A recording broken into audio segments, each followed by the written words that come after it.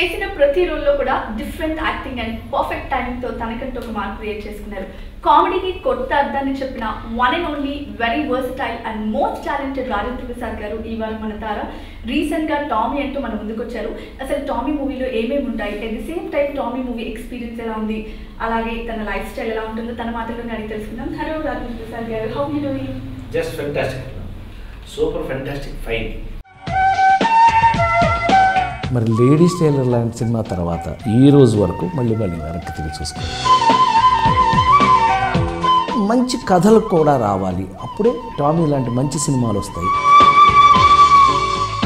4 రాళ్ళు వెనకేసుకున్నారేమో చాలామంది ఆర్టిస్టులు, నాకు తెలియదు, కానీ నేను మాత్రం 4 సినిమాలు వెనకేసుకున్నాను. సో చెప్పండి, అప్పుడు అమ్మో బొమ్మ అన్నారు, జై బజరంగబలి అన్నారు, ఇప్పుడేమో టామీ అంటున్నారు. సో టామీ ఎక్స్పీరియన్స్ చెప్పండి. రాజేంద్రుడు, గజేంద్రుడు అవన్నీ చూసి ఉంటారు. Yeah, of course. మామూలుగా ఆర్టిస్టులతో చేయటం వేరు, ఈ చిన్నపిల్లలు కానీ యానిమల్స్తో కానీ యాక్ట్ చేయటం గొప్ప experience. It's a different experience, at the same time different feel. మనకి ఇది కథలోని ఒక మానవ సంబంధాలకు సంబంధించినటువంటి, అంటే దగ్గర దూరం అయిపోతున్న రోజుల్లో, తల్లిదండ్రులే దూరం అయిపోతున్న రోజుల్లో, పిల్లలు ఎక్కడో వేరే దేశాల్లో వేరే ఊళ్ళల్లో ఉంటూ ఎవరికాళ్ళు దూరం అయిపోతున్న రోజుల్లో, ఒక మనిషికి ఒక అందమైన డాగ్కి ఇద్దరికి మధ్యలో ఉన్నటువంటి అటాచ్మెంట్ ఆల్మోస్ట్ మనకు తెలిసి చాలా పర్సంటేజ్ ఆఫ్ పీపుల్ పెంచుకునే వాళ్ళు ఉంటారు, పెట్లను పెంచుకునే వాళ్ళు ఉంటారు. పెట్లు కాని వాళ్ళకి కూడా చూస్తే ఏంటంటే అరే ఇట్లా పెంచుకుంటే ఇట్లా ఉంటుందా అని ఒక ఎక్స్పీరియన్స్ కలిగేసే కథే టామీ. టామీలో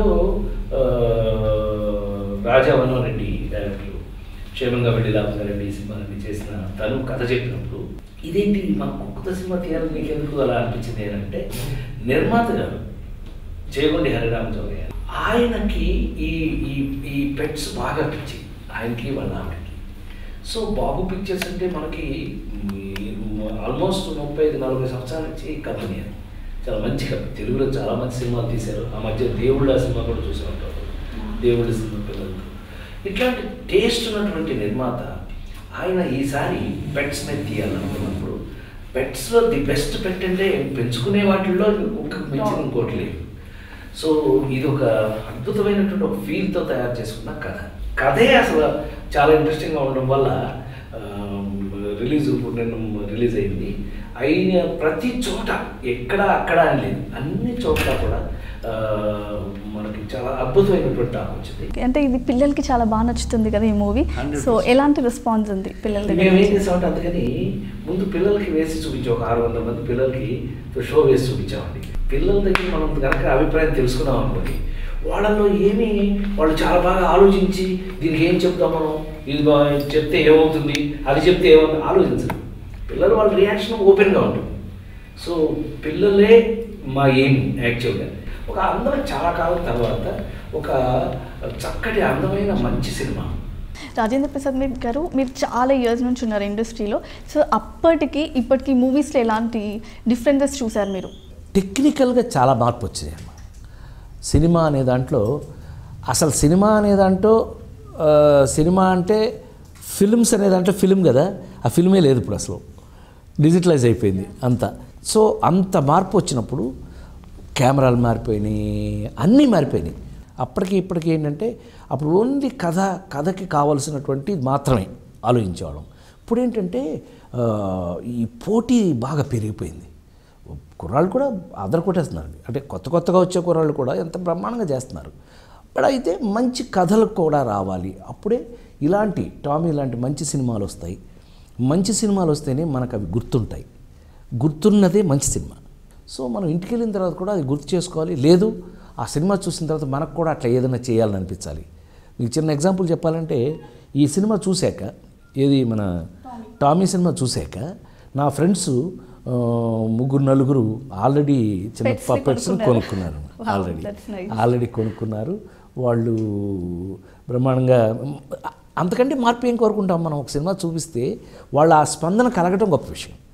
నాకు అంతగా అది మన సక్సెస్కి అంటే నేను కానీ నా తరఫున నా దర్శకుడు కానీ వన్నారెడ్డి రాజా గారు కానీ అంతకంటే ముఖ్యంగా మన నిర్మాత చేగొండ హరిరామ జోగయ్య గారు కానీ వాళ్ళు దే ఫీల్ వెరీ హ్యాపీ. అబ్బా ఇది మనం తీసిన పర్పస్ సర్వ్ అయింది, మనం ప్రేమ పంచడానికి తీసాం, అందరికీ ప్రేమ వచ్చింది, but at the same time వాళ్ళు స్పందించారు, వాళ్ళు కొనుక్కున్నారు పెట్టుకున్నారు అంటే మంచి రియాక్షన్ వచ్చినట్లు లెక్క. మీరు ఇందాక అన్నారు కదా స్టాండర్డ్స్ కూడా ఆ రేంజ్లోనే ఉన్నాయని, కానీ అప్పటి మూవీస్తో కంపేర్ చేస్తే హిట్ రేషియో ఇప్పుడు చాలా తగ్గింది ఎందుకు? నాకు తెలిసినంత వరకు ఈ 37 ఏళ్ళ సర్వీస్లో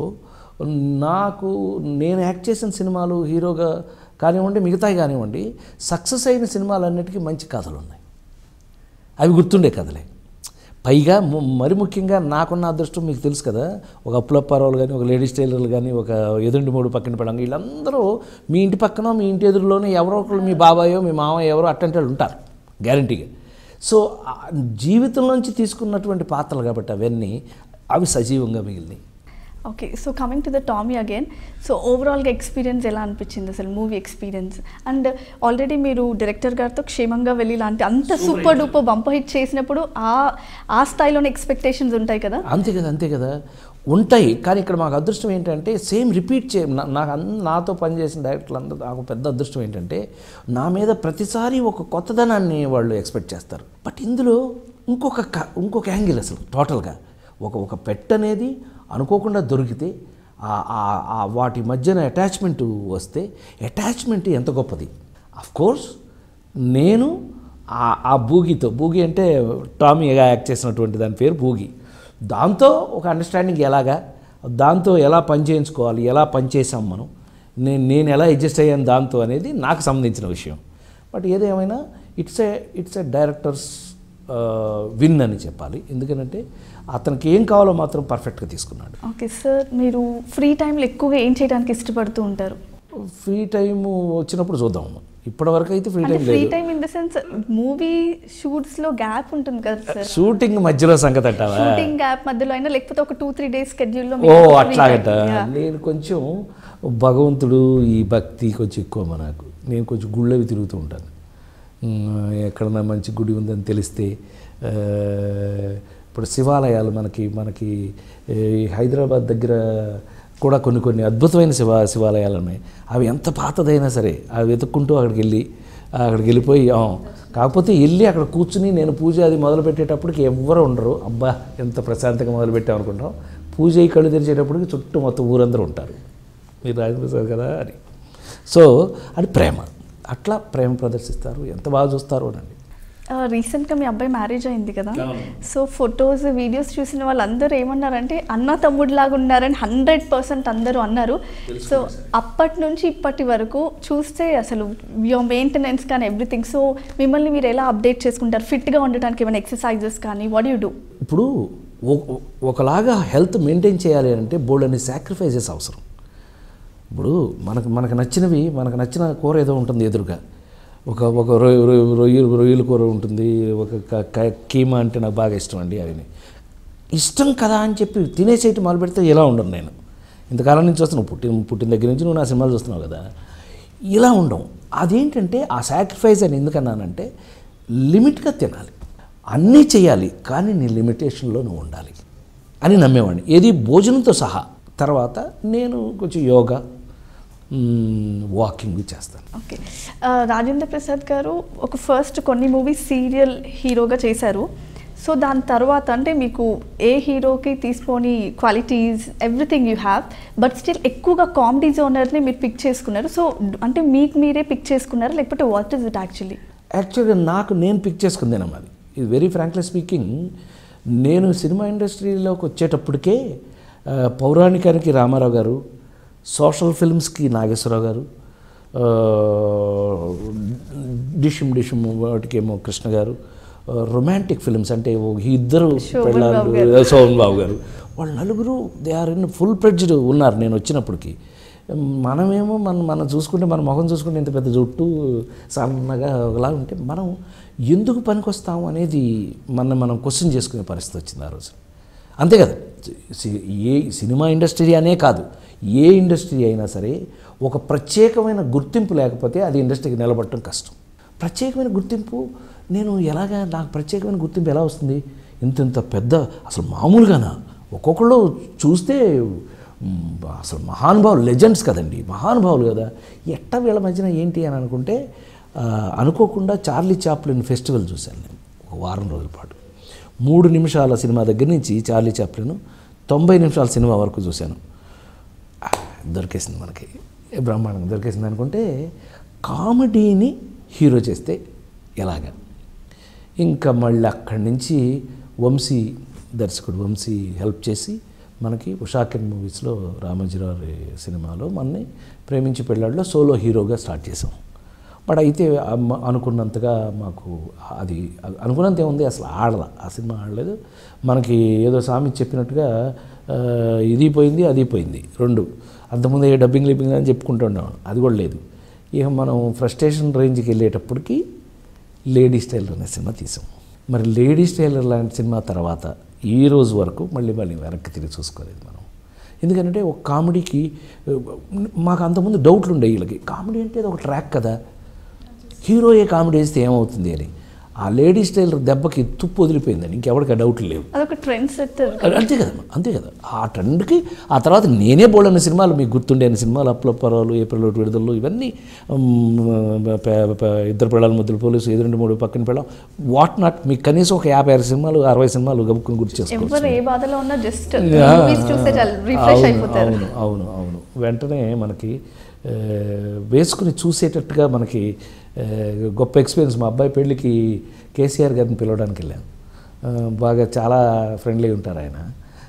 కేసీఆర్ గారిని పిలవడానికి వెళ్తే ఏమండి పలానా సినిమా చూసారా ప్రసాద్ గారు? భలే చెప్తారండి మీరు, రాజేంద్ర ప్రసాద్ గారి సినిమా ఏం కావాలన్నా నా దగ్గర ఉంటాయి. నేను ఎప్పుడన్నా మూడ్ మంచిగా లేకపోతే నాకు మా బిడ్డ కవితమ్మ ఒక సినిమా వేసేస్తుంది, నేను చూసేస్తాను, మీ సినిమాలు అన్నీ చూశాను నేను ప్రసాద్ గారు అంటారు. Lovely man, lovely. ఆయన అట్లా మాట్లాడితే భలే గమ్మత్తు అనిపించింది నాకు. చాలా very friendly, is very friendly. So అట్లా అంతా ఆ మాత్రం మనకు గుర్తుండే సినిమాలు చేయటం వల్ల కామెడీకి కూడా ఒక మంచి గౌరవం వచ్చిందని అనుకున్నాను నేను. ఎందుకంటే ప్రైమ్ మినిస్టర్ పివి నరసింహారావు గారు అట్లాగే చూసేవారు నా సినిమా. ఓకే, రాజేంద్ర ప్రసాద్ గారు అంటే అందరికీ కామెడీ గుర్తుకొస్తుంది వెంటనే. కానీ సెకండ్ ఇన్నింగ్స్లో చూస్తే ఒక 6 నలుగురు, ఓనమాలు, ఇలాంటి మీ శ్రేయోభిలాష్, ఇలాంటి మూవీస్ అంటే ఇలా కూడా చేస్తారా, ఇలా ఏడిపిస్తారు కూడా, ఇలా ఇన్వాల్వ్ అవుతారని చెప్పేసి అప్పుడే ఆ మూవీస్ తోటే మా అందరికీ తెలియడం స్టార్ట్ చేసింది. సో మీ ఎక్స్పీరియన్స్ చెప్పండి. ఎవరి జీవితంలో అయినా సరే, మనందరి జీవితాల్లో కూడా మనకు హ్యాపీనెస్ ఎంత ఉంటుందో అదర్ సైడ్ కూడా అంతే ఉంటుంది. మనకున్న పెద్ద అడ్వాంటేజ్ ఏంటి అని అంటే కామెడీ డెప్త్స్లోకి వెళ్ళిన వాడు ఎవరైనా సరే, ఏ ఆర్టిస్ట్ అయినా సరే, ప్రపంచంలో ఎవరైనా సరే, కామెడీ ఎక్కువ డెప్త్ల్లోకి వెళ్ళిన ఆర్టిస్ట్కి సీరియస్ చేయడం చాలా తేలిక. అన్నిటికంటే కష్టమైనది కామెడీ అంటారు. చాలా కష్టం కామెడీ.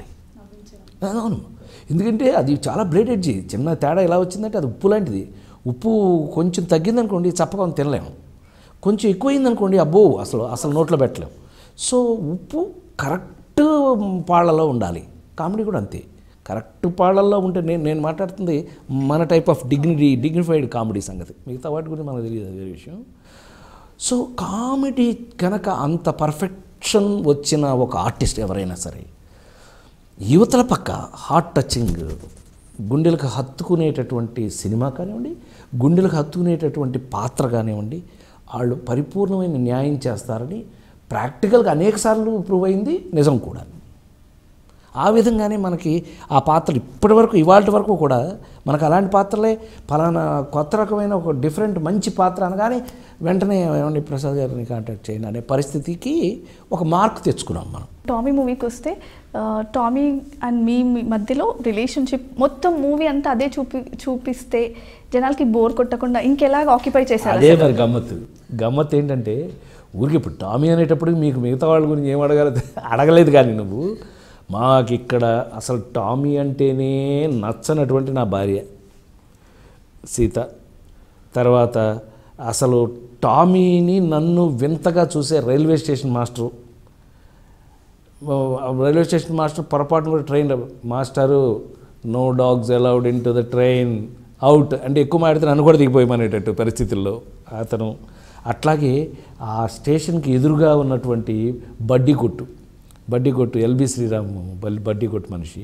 అట్లాగే ఫ్రూట్ స్టాల్ లేడీ ఒక ఆవిడ ఉంటుంది, అట్లాగే కూతురు అల్లుడు వాడు వీళ్ళది ఇప్పుడు మీ జనరేషన్ సంబంధించి మరి అదే చెప్తున్నా మేమేనా అంటే మేం కాదు అసలు వీళ్ళిద్దరూ చాటింగ్లోను ఇంటర్నెట్లోనూ వాట్సాప్లోనూ లవ్ చేసుకుంటారు వీళ్ళిద్దరూ.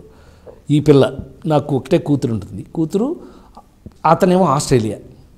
వీళ్ళు లవ్ చేసుకుంటే అతను వచ్చేసి అతను తెలుగుని వీలైనంత కూని చేస్తాడు. నన్ను కుమ్మండి అంటుంటాడు, అంటే నమ్మండి అని అతని ఉద్దేశం. సో మరి ఇలాంటి అనేక పాత్రలు ఉన్నాయి దాంట్లో, నెంబర్ ఆఫ్ క్యారెక్టర్స్ ఇవన్నీ ఎంటర్టైన్ చేస్తారు. అంతే మనకి ఎందుకనంటే ఒక అటాచ్మెంట్ అనేది ఒక లైన్ మాత్రమే, అండర్ కరెంట్ అటాచ్మెంట్. బట్ మొత్తం సినిమా అంతా మొత్తం ఎంటర్టైన్మెంటే. మనకున్న ట్యాగ్ లైనే అది కదా, పైన ట్యాబ్లెట్ పైన మనం షుగర్ కోట్ వేసేస్తాం కదా అర్జెంటుగా, ఆ షుగర్ కోటే చక్కటి హాయ్ అయినటువంటి comedy. Wow, that's really nice. Prasad గారు 35+ ఇయర్స్ నుంచి ఉన్నారు ఇండస్ట్రీలో, కానీ మీరు కొన్ని ఇంటర్వ్యూస్లో చెప్పారు నేను ఎక్కువ సేవ్ చేసుకోలేదు, even I don't have own house కూడా అని చెప్పేసి అడిగితే మనం అలవాట్లేదు అంటే దేవుడు ఏం చేస్తాడంటే అన్నీ ఇవ్వరు మనకి. దేవుడు ఏం చేస్తాడంటే ఈ వేళ్ళులాగా చేతి వేళ్ళులాగా నీకు ఇంత పాపులారిటీ ఉంది, ఇంత ఇది ఫ్యాన్షిప్ ఉంది, ఇంత ఇది ఉంది అని అంటే డబ్బులు ఇంతే ఉంటాయి. అన్నీ ఒకలా ఉండవు కదా, చెయ్యి మొత్తం ఒకటే సైజులో ఉంటే తినడానికి పనికిరాదు. సో పైగా నాకు పెద్ద దాని మీద తక్కువ అవగాహన ఉందనే నా గురించి తెలిసిన వాళ్ళందరికీ తెలుసు. ఏది మనం పెద్దగా సేవ్ చేసో లేకపోతే రియల్ ఎస్టేట్ వ్యాపారాలు చేసో మనం ఏమి పెద్దగా దాన్ని సాధించలేదు. కానీ ఆ యాంగిల్ నాకు లేదు అని ఒప్పుకోవాల్సితే 100% ఒప్పుకుంటాను. అది పెద్ద మనం పట్టుకెళ్ళలేదు పెట్టేది లేదు కదా, దాని గురించి పెద్దగా వరి అవ్వాల్సిన అవసరం లేదు. కానీ అది కూడా ఇంపార్టెంట్ కదా, day to day.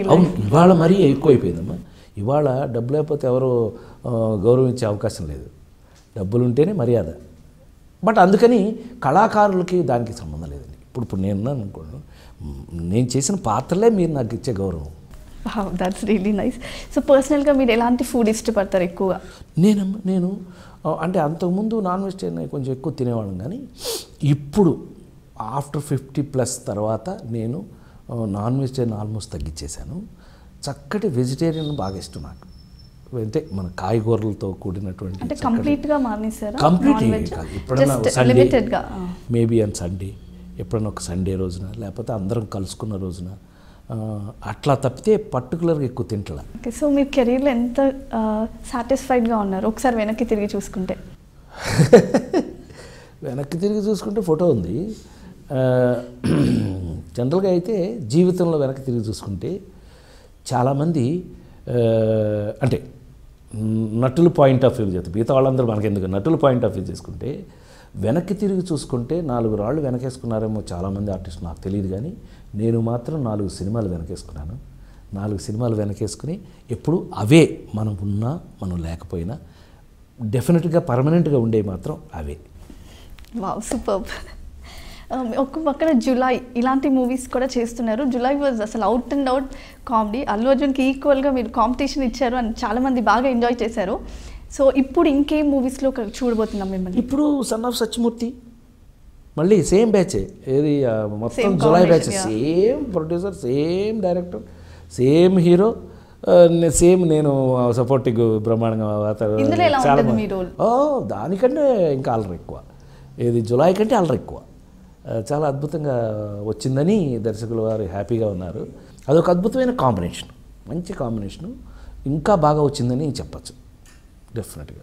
Okay, apart from that ఇంకేమైనా మూవీస్? మన కొరటాల శివ, మహేష్ బాబు గారి హీరో ఆ సినిమాలో. మళ్ళీ చాలా కాలం తర్వాత కొరటాల శివ గారి సినిమాలో ఒకప్పుడు మనకి కంబైన్డ్ ఫ్యామిలీస్ వాటి మీద కథలు ఉండేవి, ఉమ్మడి కుటుంబం, ఇట్లా బోల్డని అద్భుతమైన సినిమాలు కొన్ని ఉండేవి అప్పుడు, నెంబర్ ఆఫ్ క్యారెక్టర్స్ తోటి. మళ్ళీ చాలా కాలం తర్వాత కుటుంబ కథా చిత్రం అనడానికి 100% కథ, చాలా భలే, అసలు మేము చేస్తుంటేనే చాలా ఇంట్రెస్టింగ్గా ఉంది. Mahesh Babu hero, Shruti Haasan heroine. Next number of మేమంతా చాలామంది, నేను జగపతి బాబు గారు, మేమిద్దరం ఫ్రెండ్స్. యాక్చువల్గా కథ అక్కడ స్టార్ట్ అవుతుంది, ఇద్దరం ఫ్రెండ్స్. అట్లా మొత్తం సినిమా చాలా డిఫరెంట్గా నేను 100% గుండె మీద చేసుకుని కుటుంబ కథా చిత్రం చూడబోతున్నాను, చూసుకొని కావాలంటే అంత చెప్పగలిగినంత అద్భుతమైన క్యారెక్టర్స్. అదొకటి అంటే బాగా గుర్తుండే సినిమా. అట్లాగే వివి వినాయక్ గారి సినిమాలో అఖిల్ హీరోగా యాక్ట్ చేస్తున్నాడు ఫస్ట్ టైము, అఖిల్కి ఫాదర్గా యాక్ట్ చేస్తున్నాడు. అది ఇట్లా ఇప్పుడు జనరేషన్ వాళ్ళందరూ because of love on me, నా మీద ప్రేమతో వాళ్ళు మంచి మంచి క్యారెక్టర్స్ క్రియేట్ చేసి, ఇది పెద్ద పెద్ద డైరెక్టర్లు చాలా చక్కగా మంచి పాత్రలు. నాకు గౌరవం కూడా దొరుకుతుంది అక్కడ, పాత్ర దొరుకుతుంది, గౌరవం కూడా దొరుకుతుంది నాకు. సో నాకు double effect. I'm really enjoying now, బాగా ఎంజాయ్ చేస్తున్నానని చెప్పాలి. సో ఫైనల్గా టామీ మూవీ చూసిన వాళ్ళు ఓకే, చూడని వాళ్ళకి థియేటర్స్కి వచ్చి ఎందుకు చూడాలి, ఏం చెప్పాలనుకుంటున్నారు? ఎట్టాగు థియేటర్కి మీరు నేను చెప్పక్కర్లేదు, థియేటర్ చూసి వచ్చిన వాళ్ళు మీకు ఆల్రెడీ చెప్పుంటారు. చూసి వచ్చిన వాళ్ళు ఒక పెట్టెతో పాటు వస్తే మీరేం ఆశ్చర్యపోవద్దు, మీరు కూడా వెళ్ళి చూడాలనేది వాళ్ళే మీకు చెప్తారు. సో ఇది చూసిన వాళ్ళ ఎక్స్పీరియన్స్ గొప్పగా ఉంది కాబట్టి చూసిన వాళ్ళు చెప్తారండి. చెప్పకపోతే నేను చెప్తున్నాను నా ఎక్స్పీరియన్స్. ఒక మంచి సినిమా చాలా కాలం తర్వాత గుండెలకు హత్తుకుని మీరు ఇంటికి వెళ్ళినా కూడా గుర్తుండే సినిమా టామీ. చాలా కాలం తర్వాత ఒక మంచి సినిమా. దయచేసి మంచి సినిమా చూడాలనుకుంటే మాత్రం టామీ చూడండి. ఒక్కళ్ళు వెళ్ళకండి, మొత్తం ఫ్యామిలీ అందరూ కలిపి వెళ్ళండి. మీరు మీ ఆనందాన్ని పంచుకుంటారు అందరికీ. ఇది బాధ కాదు కదా, బాధ అయితే మిగతా పక్కన పంచితే కనుక వాడు ఈడెవడు బాబు, నాకున్న బాధ లేదు వాళ్ళకి ఈడెవడు అని అనుకుంటారు. అలా కాకుండా ఇది సంతోషం కాబట్టి, ఒక ఆనందం కాబట్టి, ఒక తృప్తి కాబట్టి టామీ సినిమా చూస్తే మీరు మీ ఇంట్లో మొత్తం మీ కుటుంబ సభ్యులందరూ కూడా డెఫినెట్గా దీంట్లో ఉన్నటువంటి హ్యాపీనెస్ని పంచుకుంటారని గుండె మీద చేసుకుని చెప్పగలను. దయచేసి టామీని చూసి టామీతో పాటు ఆనందాన్ని మీరు ఇంటికి తీసుకెళ్ళండి. Wow, that's really nice. Thank you so much and all the best. And మీరు ఇలాగే మమ్మల్ని కామెడీ మూవీస్తో అన్ని జనరేషన్స్ ఇలా నవ్విస్తూనే ఉండాలని మేము మనస్ఫూర్తిగా కోరుకుంటున్నాం. Thank you so much. Thank you. భగవంతుడు మనకి ఇచ్చినటువంటి అవకాశం ఎంతవరకు ఇస్తే అంతవరకు కూడా ఇదే జోష్తో, ఇదే ఆనందంతో, ఇదే హ్యాపీనెస్తో మీ ఇంట్లో ఒక మెంబర్గా ఉంటానని V6 తరఫున మీ అందరికీ నేను అద్భుతంగా మాటిస్తున్నాను. నమస్కారం. Thank you sir. So Rajendra Prasad గారితో తారా చూసారు కదా, నేను చాలా విషయాలు తెలుసుకున్నాను, చాలా బాగా ఎంజాయ్ చేశాను. మీరు కూడా బాగా ఎంజాయ్ చేసి నవ్వుకున్నారనుకున్నాను. నెక్స్ట్ వీక్ ఇంకో తారతో మీ ముందుంటాను. Until then by.